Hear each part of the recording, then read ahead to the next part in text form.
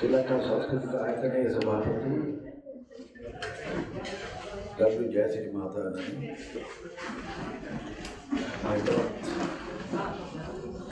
Jackson अंतरी कलाकार मधुरी प्रसिद्ध लक्ष्मण बेंडिस अनोमा कलाकार मुलिम मगे को तक्कदामा पुद करना आदरणीय निहाल මේ संभाषणයට අපට ආරාධනා කිරීම සම්බන්ධයි. මේ වසර 30ක් කියලා කියනවනේ මේ නිහල් අපේ වියෝවෙක. දැන් මේ වසර 30ෙම නිහල් සම්බන්ධයෙන් ඇහුනේ හැමදාම එකම කතාව ටිකක් තමයි. දැන් මට තියෙන දුක දැන් නිහල් මේ තාම වැරෑයමෙන් කිසි කාරණා වශයෙන් කියන වැදගත් කාරණා වලියක් ගොඩගනිමින් තියෙන කාලෙත් මෙහෙම තමයි කතා කරන්නේ. ඒ අවුරුදු 30 සැමරුම් ගත්තාම ඒ සැමරුමුත් එකම තමයි. ආදි පරස්පර අන්තර දෙරේ මේ මොකද අඳුරක් පේනව නේද? ඔබට පේනවද නැන්නේ මේ අඳුරාසේ වෙන අඳුරක් තියෙනවා. මට නම් මහා ඒ අඳුර තාම තියෙනවා. ඒ නිහල් ලජදාසේ අඳුර වගේ අඳුරක් තමයි තියෙන්නේ. ඒක මොකද හේතුව? මොකද මේ නිහල් සම්බන්ධ කතාව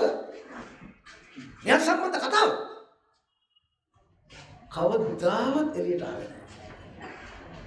කවදාවත් එළියට ආවේ නැහැ කියලා මම කියන්නේ.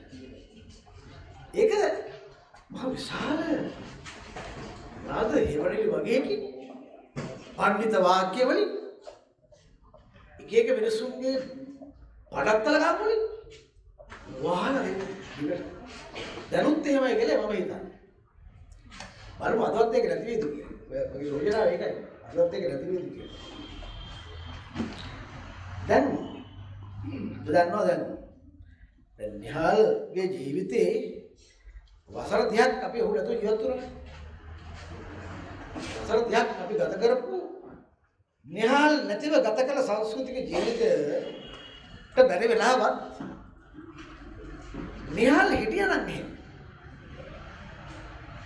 මේ ජීවිතය තුළ නිහල් හිටියනම් දිගටම හිටියනම් එහෙම ඔහු මේ සංස්කෘතික ජීවිතේ එකතු කරන අත්දැකීම් සහ ඔහු මේ සංස්කෘතික ජීවිතයේ උද්දීප්තියපත් කරන ආකාරය ගැන මට වෙන අදහසක් තියෙනවා. මම මේ බැරි වෙච්ච කතාව තමයි අද කරන්න යන්නේ. ඔහුට බැරි වෙච්ච හැබැයි උවතින් මෙන්න දිවිච්ච කතාව ගැන මම එක්තරා ආකාරයක ඇසෙන් දුටු සාක්ෂි කරනවා. දැන් මේ කතාව පටන් ගන්නකොට මෙහෙමයි. ඔබට කොහොමද? අපි හැමෝම පිළිගන්න එක කතාවක් තියෙනවානේ. අපි හැමෝම මේ මොනවාද පිළිගන්න කතාව තමයි. නිහල් අතිශය ජනප්‍රිය චරිතයක් සිටියා. ඔහු ඉතාම ජනප්‍රිය කෙනෙක්.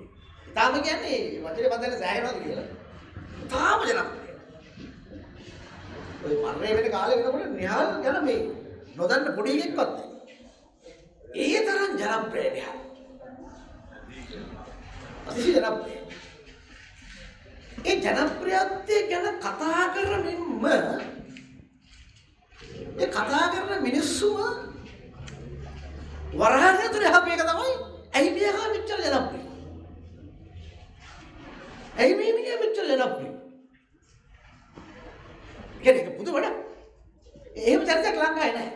දැන් අපි ගත්තොත් අපි තාම ජනප්‍රිය නෝ. උදාහරණ ගමුනේ එඩි ජයමාන්න කියලා. ඉතින් එඩි ජයමාන්න ජනප්‍රිය, එඩි ජයමාන්න හොඳයි. ප්‍රශ්නයක් නෑ. ජෝ වික්‍රම තාදක්ෂ ජෝ වික්‍රම හොඳයි. ප්‍රශ්නයක් නෑ. දැන් නිහල් ගැන කතාව එන්නේ එහෙම නෙමෙයි. නිහල් මාර ජනප්‍රිය. වරහන් ඇතුලේ මොකක්ද අවුලක් කියනවා. අරගෙන හරි.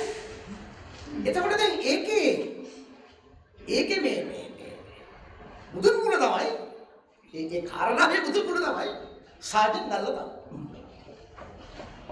මෙතන ඉන්න ඔක්කොම මම හිතනවා බලලා ඇති කියලා.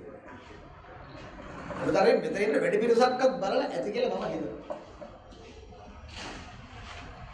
සාජන් නල්ල තම්බි නාට්‍ය සම්බන්ධයෙන් තියෙන දේවගේ ප්‍රදන්දනය ඒක හරිම ජනප්‍රියයි. මම හිතන්නේ සාජන් නල්ල තම්බි වල ජනප්‍රිය වෙච්ච නාට්‍ය ලංකා නාට්‍ය කලා ඉතිහාසයේ තිබුණා ඒකේ. සමන් කියලා දෙන්නේ. දැන් අතර බලපුවාම හැමදාසම රඟ දක්වලා තියෙනවා. අසර විද්‍යාව ඇතුලේ. ඒක නෙමෙයි. සමුදාහම රඟ දක්වපු නාට්‍ය ලංකාවේ තියෙනවා. ඊ ගන්න බැරි තරම්. සමහර පොත්‍රා දරසල් දෙන්න බැරි තරම්. ඒසා ජනප්‍රියත්වයක් අල්ලගම්බිට තිබුණා. ඒක බලලා එනේ වුම්ම. හැබැයි ඒ සම්බන්ධයෙන් කවුරක්ක සංවාදයක් ඇති කරේ නෑ. ඒක කියන්නේ බැනර කියලා අරවලුවාගේ අමුසුමාන පත්‍ර වලින් බැන්න නිසා. ඒ බැනීම විලාසිතා අපේ රටේ බැනීම විලාසිතාව. වයින් කාඩක් පොඩි ලකුණක් හම්බෙලා. එහෙම අපේ රටේ බයිනවා කියන එකනේ. උදාහරණයක් මාර්කට් වෙන්නේ ඉතින් බැටරි මගුල් හරක් මොකද දන්නේ? ජස්ට් මාර්කට් වෙන්නේ. ඔය බයින් එකේ වාස්තානේ හදාගන්න. ජස්ට් වල බැලුවා වාස්තානේ හදාගන්න. වරකට බැලලා ආස්තානේ හදාගන්න. එහෙම දෙවොත් ඒ වගේ තමයි. දැන් යන්න ඔහෙ බැන්න. දැන් බැලලා දැන් මම මගේ ඉසනේ මේ දේශනේ මාතෘකාවක් දාලා තිබුණේ නැහැ. දැන් මම මාතෘකාවක් දා ගන්නවා මේ දේශනේට මගේ දේශනේ. මගේ දේශනේ මාතෘකාව තමයි. මගේ දේශනේ මාතෘකාව තමයි ඉතින් මොකද? මගේ දේශනේ මාතෘකාව ඉතින් මොකද? මම කියන්නේ මේකයි. දැන් ආසා විශාල ජනප්‍රියත්වයක් තියෙන නල්ලගම්මි බලලා අහන ප්‍රශ්නයක්. ඉතින් පුන්තිලා එච්චර ජනප්‍රිය උනේ නෑනේ. දැන් මගේ පිළිතුර ඉතින් මොකද? අච්චර හොඳ කවුරුවත් දෙන්නේ නෑ නාට්‍යය. මෙයා රඟපා හොඳ නාට්‍ය. ඒ කවුරුවත් දෙන්නේ නෑ නාට්‍ය තරම් නාට්‍ය ජනප්‍රිය උනේ නෑ නල්ලගම්මි තරම්. මගේ උත්තරේ ඉතින් මොකද? ඊළඟට තවත් නාට්‍ය දෙකක් තියෙනවා. Midsummer Night's Dream. නාට්‍ය ඒ තරම් ජනප්‍රිය අර ශේක්ස්පියර් කියලා. මෙයා රඟපා ඒ තරම් ජනප්‍රිය උනේ නෑ නල්ලගම්මි තරම්. ඉතින් මොකද? දැන් කොහොම මට අහන්න පුළුවන් දෙකට මේ අහන්න ඕනකට මට කියන්න බෑ ඉතින් මොකද? ඒක ඔබට තේරෙන්න ඕනේ මේ ඉතින් මොකද කියලා කියන්නේ ඒක බැලුවට ප්‍රශ්නයක් වුණාට ඒක ප්‍රශ්නයක් නෙමෙයි. ඒක පිළිතුරක්. ඉතින් මොකද කියන්නේ පිළිතුරක්. ඒ පිළිතුර දෙන්නයි මම හදන්නේ. දැන් අපි දන්නවා මේ ඔය සාමාන්‍යයෙන් ලංකාවේ මේ නාට්‍ය කරනකොට බොහෝ වෙලාවට ඔය ප්‍රකාශ නොකලට පොඩි සංගුණ කුල ભેදයක්ත් තියෙනවා. සිංහල නාට්‍ය කලාවේ කුල ભેදය. දන්නවද නැද්ද? ඒක තිබුණා. ඉස්සර තිබුණා මේ YMB නාට්‍ය නම් ඒ විදිහට. ඒ වැඩි බලන්න යන්න හොඳ නැහැ. ඒක ඉන්න වෙසක් නාට්‍ය රඟපාපු කට්ටිය මේ සුදර්ශන හොඳ දෙකම තියෙනවා. ලෑල්මෙන්ට් නම් බරු. එහෙමයි. වීඩියෝ කැරලිකුත් පස්සකට පස්සට කියලා කියන්නේ නැහැ මම. තවනේ කියන්නේ. දැන් නිහල් ඉන්නේ මොහොම පහල දැනගෙන. මේ නිහල්ගේ තාම ගැඹුරු රංගනයක් මම දැක්කා ඔය YMB ශාලාවේ පෙන්නපු සතුරුව ගැන නාට්‍ය. ඒක නාට්‍ය වල ආభాෂය කිව්වට මට අදහන්න බෑ ඒක බලලා. දැන් නිහල් දෙලක් පේනයිද? ඒ නාට්‍ය නරඹලා මම දුවේපත් වුණා මේ නිහල්ගේ රංගනය දැකලා සතුරුව නාට්‍ය. ආයි ඔය කාලේ මම බැලුවා අමල් බිසෝ කියලා නාට්‍ය සුරස් සමරකෝණි. ඒ නාට්‍ය නිහල්ගේ උපනය ප්‍රහසන කියන එකේ මම කැමති නැහැ ප්‍රහසන කියන දේවල් සීමා කරන්න. ඒවා තිබෙන අලුත්ම මොනවාද දේවල් ටිකක් වෙන්න පටන් ගන්නවා ඒ ගැජට්. දැන් සාමාන්‍යයෙන් විශ්වවිද්‍යාලයේ රුචිය පිළිබඳ මම දෘෂ්ටියක් දෙන්න යන්නේ නැහැ. මට ඒක අයිතිලා ආවොත් කියලා මම හිතන්නේ. මේ රුචිය මොක වුණත් මේ නල්ලතම්බි මම දකින්නේ නල්ලතම්බි පිළිබඳව නල්ලතම්බි නාට්‍ය මම සම්පූර්ණ වාඩි වෙලා බැලුවා. මම එහෙම කියන්නේ මගේ සිතක් තියෙන අද නාට්‍යයක් මට අල්ලන්නේ නැත්තම් මම නැගිටලා යනවා. ඒක ආයෙත් මට ප්‍රශ්නයක් නෑ. චිත්‍රපටයක් කරත් එහෙමයි. මට ඇවිල්ලා තමයි බොරුව කර කියලා මම යනවා. මම ඒක වෙන ඒක මට ඒතර වැඩ දිනවා. මම ඒක ආල්ලාස් කරන්නේ. දැන් මේ නල්ලතම්බි නාට්‍ය මම නොකඩවා බැලුවේ ඇයි? ඔය නල්ලතම්බි බලමු ඔක්කොම දින පස්සේ. ඔක්කොම බැලුවා කවුරුත් නැගිටලා ගියේ නෑ. නල්ලතම්බි බැලුවා බයින ඔක්කොම බැලුවා. මමත් බැලුවා නල්ලතම්බි ඉවර වෙනකම්.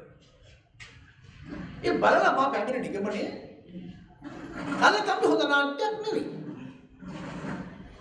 නල්ලතම්බි නරඹා ගෙදර එනකොට මම කල්පනා කරපු දේ තමයි නල්ලතම්බි හොඳ නාට්‍යයක් නෙවෙයි. දැන් නල්ලතම්බි නරක නාට්‍යයකුත් නෙවෙයි. දැන් මොකද නරක නාට්‍ය කියලා කියන්නේ? නාට්‍ය කලාවකට ගැඹුරු විග්‍රහ කරන්න වෙලාව ගන්න මම ගැටින් කියන්න මගේ අදහස මට අනුව නරක නාට්‍ය කියලා කියන්නේ හරියට ප්‍රතිවර්ධනය නොවෙච්ච නාට්‍යමය උඩින් හීන නාට්‍ය විශේෂ නරක නාට්‍ය කියලා. අපි ඔය කරන්නේ නැගිටලා බලන්න අපි කියනවා නරක නාට්‍ය කියලා. තව තියෙනවා අසාර්ථක නාට්‍ය කියලා කොටස. දැන් නල්ලතම්බි මන් දකින්න අසාර්ථක නාට්‍යයක් නේද? නල්ලතම්බි අසාර්ථක නාට්‍යයක් වෙන්නේ මොකද? මේ අසාර්ථක නාට්‍යයේ ලක්ෂණය තමයි අර බොහෝ කාරණා නාට්‍යමය කාරණා නාට්‍යමය ඒකාබද්ධතාව මේ බොහෝ කාරණා තියෙනවා හැබැයි ඒවා මధుරවලයි. දර්ශන සංවිධානය දුර්වලයි. රූපණය දුර්වලයි බොහෝ වෙලාවට. හැබැයි දැන් සාදෙන් නල්ලතම්බි ඒ රූපණය පැත්තෙන් ප්‍රබලයි. මොකද හේතුව මේ නාට්‍ය රඟපාපු නළුවා. මුළු නාට්‍යයම කෙසේ වෙතත් මේ නළුවා පිළිබඳව කතා කළ යුතුම වෙනවා. ඇත්ත වශයෙන්ම නාට්‍යයක් නෙමෙයි තිබුණේ නළුවෙක්. නළුවා කියන නාට්‍යයක් නෙමෙයි නළුවෙක්. ඒ මුළු ප්‍රේක්ෂකයෝ බලන්න ගියේ නාට්‍යයක් නෙමෙයි. නළුවෙක්ව බලන්න ගියේ. ඒ නාට්‍ය රසවින්දේ නළුවාමයි රසවින්දේ. නළුවාමයි රසවින්දේ. දැන් ඔය සාමාන්‍යයෙන් අපි දන්නා ඔය තාම අපි කියනවා භාවාතිශ නාට්‍ය කියනවානේ මේ හාස්‍යෝත්පාදික භාවාතිශ නාට්‍ය විශේෂයක් තියෙනවා. ඒ තියෙනවා වීලුකාරයෝ ජෝකර්ලා ඒව නාට්‍ය පුරා මේගොල්ලෝ ඉන්නවා. එහෙම ඇදගෙන යනවා තියෙනවා. දැන් මේක එහෙම නෙමෙයි. මේක මේ අපූර්ව නළුවාගේ රංගනය නිසාම අඩුපාඩු සහිතව මර සියල්ලම කේන්ද්‍රගත වුණා. එනේ වේදිකාවේ ඔහු නැතත් ඔහුගේ රූපකායය පියෝ. ඔහුගේ රූපකායය පියෝ. දැන් මේකට හේතුවක් තියෙනවා. දැන් මේකට තියෙන ප්‍රධාන හේතුව තමයි මේක අපි අඳුනන්න ඕනේ එක්තරා රූපණ විධි ක්‍රමයක් විදිහට. ලංකාවේ මේක අඳුරගෙන හිටියේ නෑ එච්චර කාලයක්. මේ බඳු රූපන විශේෂයක් තියෙනවාද? ඒ විශේෂයක් තියෙනවා. අපි සිංහලෙන් කියනවා ඒකට තත්වානුරූපණය කියලා. ඉංග්‍රීසියෙන් කියන්නේ improvisation කියලා. improvisation කියන්නේ ලතින් වචනයක්. improviso කියන ලතින් වචනයක හැදෙන්නේ. තාම දීර්ඝ ඉතිහාසයක් තියෙනවා. මේ ඉතිහාසය අත වශයෙන්ම 16 වෙනි සියවසේ කොමෙඩියා ඩෙල් සාටේ කියන ඉතාලියානු නාට්‍ය කණ්ඩායම හරහා තමයි මේක මතුවෙන්නේ. ඒගොල්ලෝ තමයි වාර්තික කලින් නේද? නමුත් ඒගොල්ලෝ තමයි මේක අර්ථාන්විතව මේ විෂය ගෙනාවුවා. improvisation. මේ improvisation දැන් මම පැහැදිලි කරන්න ඕනේ මොකක්ද improvisation කියන්නේ? දැන් නාට්‍ය අරංගල විෂය උගන්වනවා අවුරුදු ගානක් තිස්සේ එසෙන රූපණී කියන. සම්පූර්ණ වැරදි. දැන් මේක Google මට කෙරුණ හරි සංස්කෘත ආරණ වගේ වෙන්න පුළුවන්. improvisation කියන්නේ මේ රූපණේ ආධාර පයින්න මෙතන. දන්නවා ඇති ඒකේ බරපතල විෂයක්. මුල් කාලේ ශේක්ස්පියර් නාට්‍ය වල දැන් බලපෑමක් කළා. පස්සේ යුරෝපීය නාට්‍ය කලාවලත් විශේෂ වශයෙන් බලපෑමක් කළා මේ improvisation. දැන් මේ improvisation ගැන අපේ ගුරුවරුන්ගේ ගුරුවරයෙක් තමයි මයිකල් සෙන්ඩෙනිස් කියලා කියන්නේ. තාම ප්‍රකට ප්‍රංශයෙන් බිහිවෙච්ච ප්‍රංශ නාට්‍යජාතකෙක් නාට්‍යකරුවෙක් නළුවෙක් ඇක්ටර් කෙනෙක්. ඔහුගේ වචන මම කියන්නම් මේ මොකද ඉම්ප්‍රොයිසේෂන් කියන එක වරදක් ගන්න කියලා. යම් ප්‍රේරණයක් විසින් ස්වයං සිද්ධව හට ගන්නා වූ භාවමය පරිකල්පනයක් තම තමන්ගේ මානසික දේශ සීමා අතර හැකිතාක් වර්ධනය කිරීම. Spontaneously. දැන් Stanislavski spontaneous expression කියලා යෝජනා කරන්නේ මේකට සමාන එකක් තමයි. Spontaneously ඒක දන්නේ එක්කරම එනවා අහම යනවා හැමෝම දේවල් වැඩි වර්ධනය කරනවා. ඒවාස් කියනවා. භාවයෙන් උදවා ගන්නවා. භාවයෙන් පාලනය කරගන්නවා. අනිකා සමග සහපරායත්තතාවයේ දෙනවා. ඒක වෙන විෂයක්. දැන් මේ සම්බන්ධයෙන් මයිකල් සෙන්ඩෙනිස් මේ කියව කාරණා මම පෙන්නන්නම් මේ. ඔව් කියනවා ඔබේ ඊළඟ කාරණා මේ විස්තර කිරීම එයා අඳුරගන්නේ කොහොමද මේ improviser? When I use the word actor, I actually have two sorts in mind. මම නළුවා ගැන කියන විට දෙදෙනෙක් අදහස් කරමි. The kind who works with the text and the kind who works without one. නළුවෝ සමහරු යා කියන වර්ග දෙකක්. එක වර්ගයක් පිටපතට අනුව කටයුතු කරන අය. අනිත් අය පිටපත නැතුව පිටපතක් ඕනේ නැහැ. පිටපතක් නැතුව කටයුතු කරන අය. When his work is based on a text, I think of him as the actor interpreter. Okay, no, පිටපතට අනුව කටයුතු කරන කෙනාට එයා පිටපත අර්ථකථනය කරන්නේ. පිටපත අර්ථකථනය කරන්නේ. actor interpreter කියන්නේ. දැන් අනිත් කෙනා තමයි when he acts without a text, I call him the actor improviser. පිටපතක් රහිතව චරිත නිරූපණය යෙදෙන්නා තත්ත්වානුරූපක නළුවා. දැන් නල්ල සම්පි මම ඔබට ගේන්න මෙතනට මේ නල්ල සම්පිගේ හිටි ඇත්ත වශයෙන්ම පිටපතක් රහිතව ලේවැඩේ කරන තාම දුර්ලභ විශේෂ පුද්ගලෙක්. ඉම්ප්‍රොයිසර් කෙනෙක්. ඒක සාක්ෂි දින මම අහලා තියෙනවා නල්ල සම්පි ලියන්න ගියාම ඔබ අහලා තියෙනවද නල්ල සම්පිගේ රචකයෙක් ඉන්නවා. පස්සේ දාගත්තා වන්දන සමහරවිට අහන්න ඕනේ මම අහලා තියෙන ඉස්සර ඔයගොල්ලෝ දන්නේ මේ බොකර සංග්‍රහයක් මම දැක්කම තියෙනවා රචනය අපි කියන. ඒ උගලෙක් එකතු වෙලා හදුවේ කියලා ඒ අදහසින් එහෙම නාට්‍යයක් ලංකාවේ කළා. එහෙම නිශ්චිත පිටපතක් නැතුව නාට්‍යයක් ලංකාවේ තියෙනවා. අපි ඔක්කොම අපි සම්බන්ධ වෙනවා. ඒකට අනේ අපිට කියලා. ඒ නාට්‍ය හැදුවේ එහෙම. ඒ පිටපතක් තිබුණේ නැහැ. ඒ නාට්‍ය සකස් වුණේම ඉම්ප්‍රොවයිසර්ස් ලගෙන්. I can get it.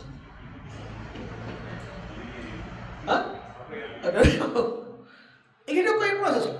ඒ නාට්‍ය සකසීමේ පරිශ්‍රණය අතද බැලීමක් කරේ. අතද බැලීම ලෝක උත්තර කරලා තිබුණා. කොමෙඩියන් ඩිල්සාටේ පරිශ්‍රණය තමයි. තව අලුත් විදිහට කරේ ડોක්ටර් මයන්. මේ ශාලාව මේ කරලා. හරි. ඒ කරේ නළුව තමයි ඉම්ප්‍රොවයිස් කරේ. ඒ ඉම්ප්‍රොවයිසේෂන් එක තමයි අන්තිම අවසාන වශයෙන් හැදුවේ නාට්‍යය.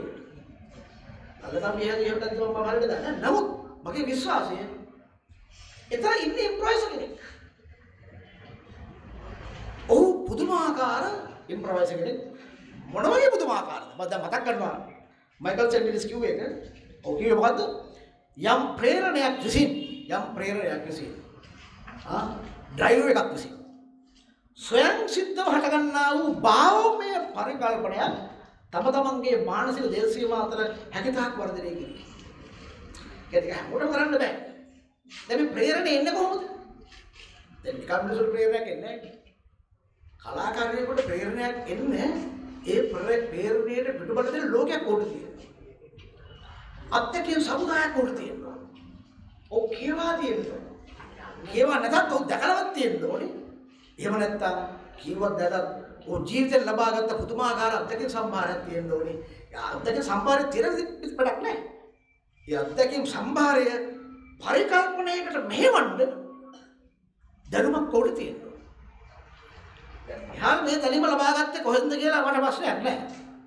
හැබැයි උඩ තිබුණා. ඒකට උපස්තම්භක වෙන්න ඇති කුන්තිලා නාට්‍යයේ එළඩා ලෙත්තමකි කාන්තා ආර්යව සමග වසරක් මම අහලා දෙනවා වසරක් කියලා. ලෙත්තමකි දවසක් මහින්ද බර එකක් ආව අපේ රිහර්සල් එකකට. ඒ පුදුම දක්ෂ නාට්‍යකාරයෙක්. සුදර්ශාලාව මහින්ද එකක් ආව මහින්දට ගාරියාලු එකක් ආව මේ අය අපේ රිහර්සල් බලයන්ද අත්දැකී රිහර්සල් බලයන්ද ජගා. මට කිව්වා මේ මට අයියා ගන්න නෙවෙයි. අයියා මේ මම જાති එකෙක්. උඹ කවුරුත් කියන වහන්නේ. උඹට ඕන නම් උඹ වහලේ උඩ හරි මේක පෙන්නන මම දන්නවා කියලා. උඹට ඕන නම් මේ දෙක නෙවෙයි. උඹ වහලේ උඩ හරි නාට්‍ය පෙන්නන්නේ කියලා. රාදයි මතකයි. දැන් මේ වසරක පුහුණුව අපිට කරන්නේ මේ හරි මෙහෙලා දැකීම වලට ලක් වෙනවනේ අපේ රටේ. අපේ රටේ නාට්‍ය වර්ක්ෂොප්ස් කියනවා හරි හෙලා දැකීම වලට ලක් වෙනවා.